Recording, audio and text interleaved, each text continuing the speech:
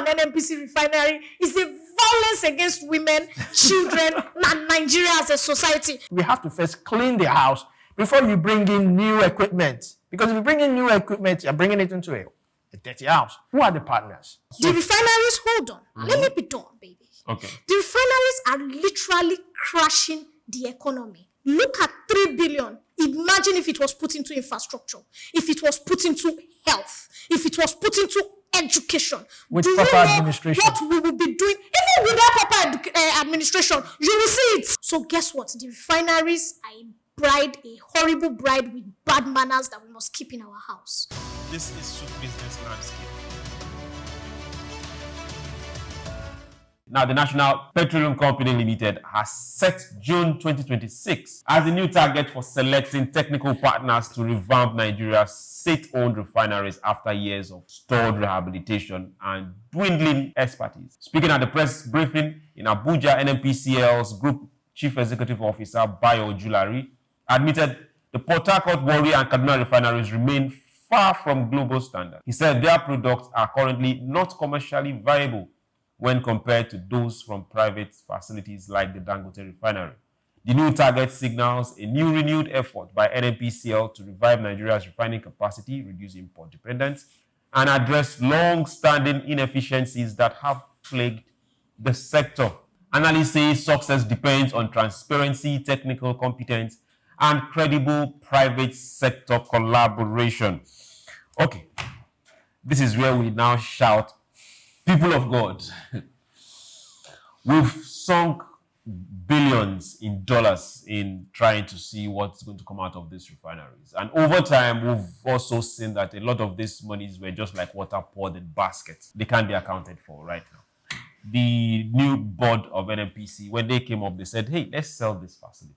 Exactly. Then we had a different chain of thought saying, no, we can't sell. These are national assets. Okay. But as we speak right now, the NNPCL, they said, okay, let's see what we can do. Reforms. So he's saying that by June, we should have some direct technical partnership. And we can tell the country, okay, for standards, for a fact, this is where we are. This is what we can do. This is who we are able or looking forward to partner with and see if these refineries can work again.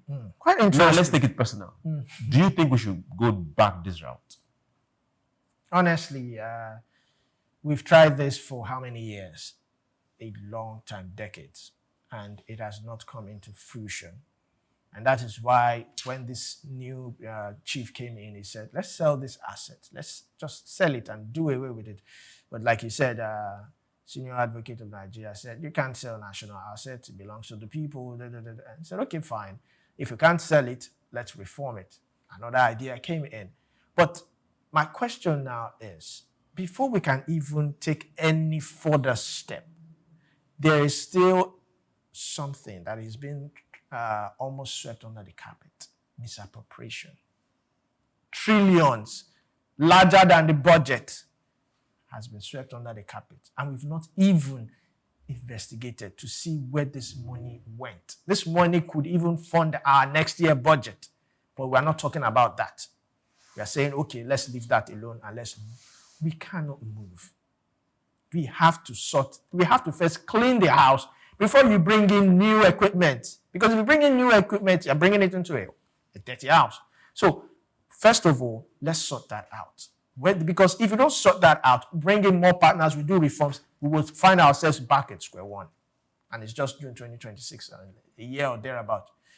Secondly, who are the partners? Are they coming from outside Nigeria or within? If it's from within, good. Job creation, expansion, skills, knowledge acquisition, and all that. Who are you partnering with is not the problem. Who is going to oversee this? Because there has to be an oversight committee, independent of the government. Because we all know when government puts their hand into certain things, the outcome is not always 100%. So who are going to be? I would advise an independent partnership, an independent oversight team that will monitor this thing. And if this thing does not go well, what are the consequences? Because there has to be some consequences too. Because we operate in a country whereby people believe that they can get away with anything. So if we know that if this thing doesn't work 2026, heads will roll, then they will sit up. So what are the laid down things put in place to make sure that June 2026 is June 2026? We will not be hearing another thing. Those are some of the things we need to look at. It has to be independent. It has to be thought. And this time around, if we're going to go this route, transparency, audit, review, it has to be made public. The Senate have to be on their toes at this point. For the Senate, I would recommend transparency, audit, review. An open panel should be reviewing this every quarter with the independent team monitoring. Okay. And it's a hard ball to sell, but well, if you can sell it, because I feel it should be sold, to private investors in Nigeria, not outside Nigeria. Okay. If you can sell it, no problem. Okay, now let's move forward from where he has stopped.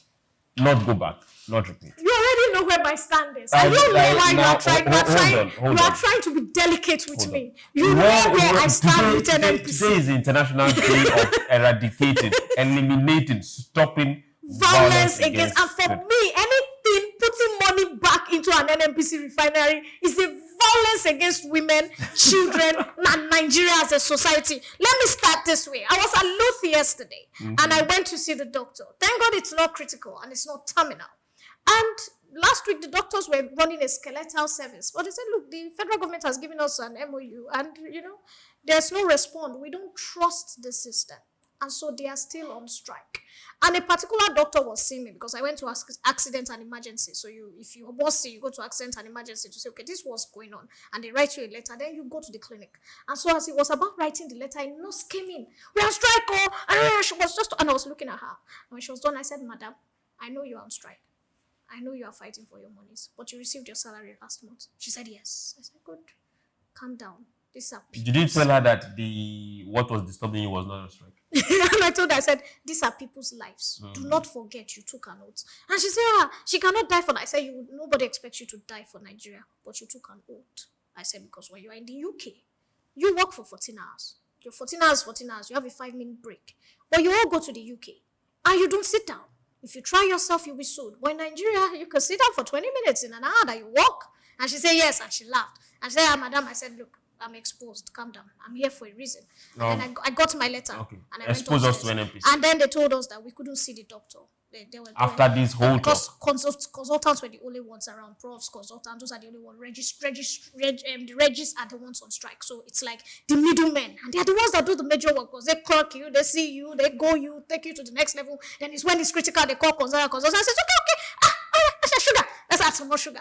And, and of course, when the cases too are critical, is then the consultant comes in and puts it, few touches and it's sorted. As we speak right now, is NNPCL critical? Now, there's a reason why I'm saying this. Okay. In the last 25 years, they claim that $25 trillion has been estimated to have been spent on the revamping of refineries that never work. That's when they put them in, the refineries did not work. We are talking of $25 trillion, right? Yes. Okay, so now, it can't be $25 trillion. That's what the statistics is showing. No, as of last year's alone, we used Check 3 billion. Hold on now. As of last, trillion is more than billion now. Yes, but $1 trillion, our entire economy is not. They are saying for 25 years, that's military administration or just administration. Good luck, Jonathan. What you have been using to fix those refineries that we push and start. It's still not up to that. Estimated. That's what is estimated. Good. Now it's maybe up to that because as of last year, hold on. As of last year alone, you used 3 billion to rehabilitate the refineries. That one shisha do 3 months. Calm down. 3 billion was that was last year. It was not used to rehabilitate. Uncle.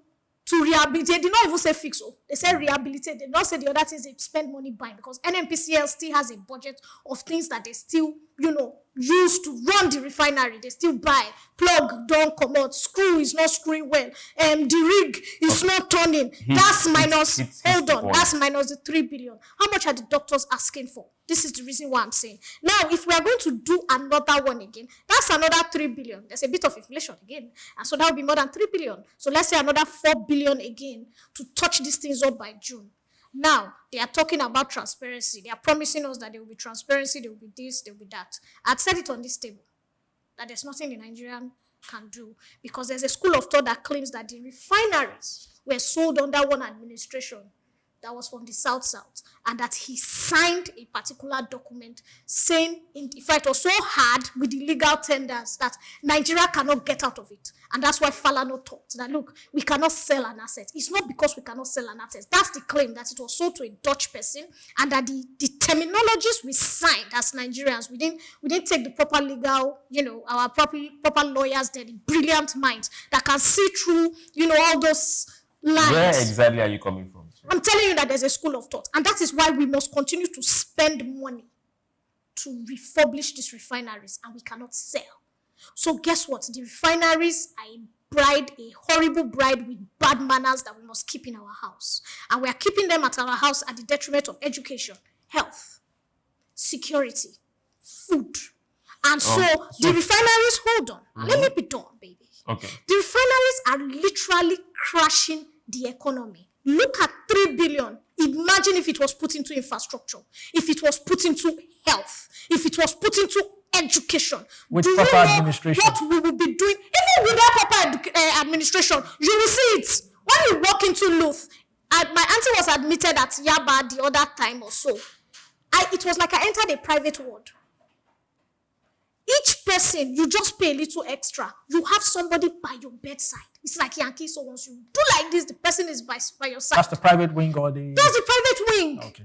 It was literally as if I was in a private ward. And I was asking myself, and I was saying, because when they are coming to see you, it's not one doctor coming to see you. You have a consultant, you have 4 regis, you have house officers. So if you are well managed, you are more, and of course, no matter the biggest private hospital in Nigeria, once the case becomes critical, they rush you back to government hospitals. So imagine if 2 billion was put into government hospitals, even if they eat money, how much would the doctors eat? How much would the administration eat? So I'm coming, sorry. Okay. So NNPC has done Nigeria a disservice. For us to now still look back again and with our hands tied, because this school of thought has claimed there's nothing we are going to do. Our hands are going to be tied, and these people are going to do this. The former president in Nigeria said, if you like, let us put in 20 billion. The refineries will never ever work. It looked like a joke.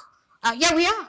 So we need these refineries to work because we need to sell oil outside to get revenue in hard currency that can fund the health sector that you always government already pride yourself what is going on. Can we put in more effort into private partnerships? Okay, hold on. So now your take is government don't put government money in these refineries anymore. Yes. Okay, good. So government sell these refineries. Is that your take?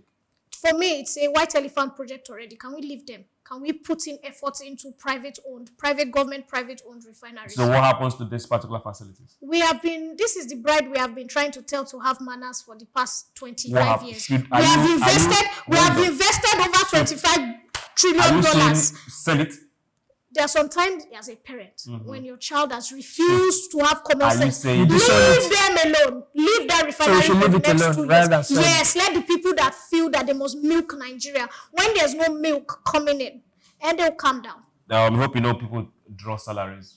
Exactly. Whether it's working or not. We agree with you. People draw salaries. How many things are they doing? There was a time. I hope whether it's working or not. You still I agree with you. There was a time during Goodluck Jonathan's time. There was during Alice Mabeke's time. She came out with a report. 90% of the staff in NNPC, or let's not say 90, let's say 70% of the staff that were employed, their jobs were being done by oil servicing companies. So you employ engineers in NNPC. Let's say you employ 10,000 or they have 5,000 engineers who are supposed to be on the rig. They don't go to the rig. Guess who goes to the rig? An oil servicing company. So how am I paying you fat salary?